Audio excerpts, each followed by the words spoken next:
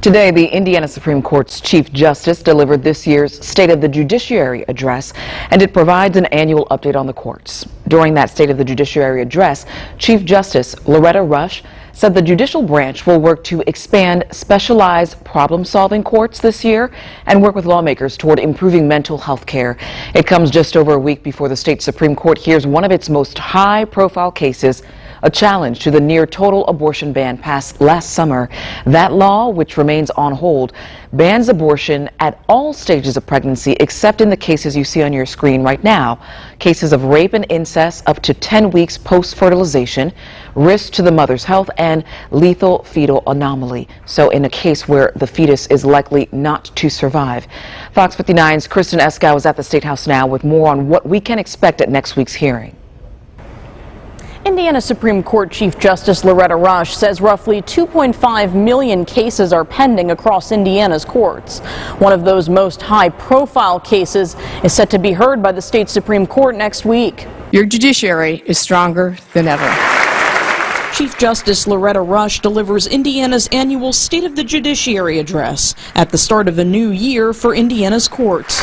Rush didn't discuss any specific cases in her address, but 2023 is starting off with one of the Indiana Supreme Court's most high-profile cases in recent history, a challenge to Indiana's near-total ban on abortion, which was passed last summer by the legislature's Republican supermajority. All 5 state Supreme Court justices who will hear the case were appointed by Republican governors. It was a Republican Owen County judge who put a temporary hold on the law in September. IU law professor Jody Madeira. I think it's hard to predict how they're going to rule. When you look at how liberty and autonomy evolve, that includes a right to privacy that encompasses a right to abortion. The case being heard next week alleges a right to privacy violation under the Indiana Constitution. Republican legislative leaders have said they don't expect new abortion legislation to move forward this session.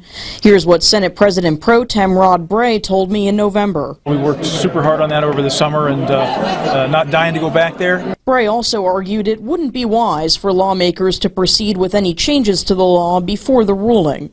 State lawmakers remain deeply divided on the issue. If the Supreme Court does not strike it down, we will continue to oppose the law that's on the books today, a very extreme ban that's not good for women and families. I'm passionately pro-life, so hopefully we'll move forward and we'll see what the Supreme Court does.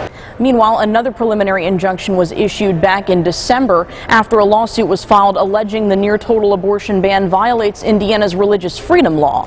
That's a separate case from the lawsuit being heard next week in the state Supreme Court. At the State House, Kristen Eskow, Fox 59 News.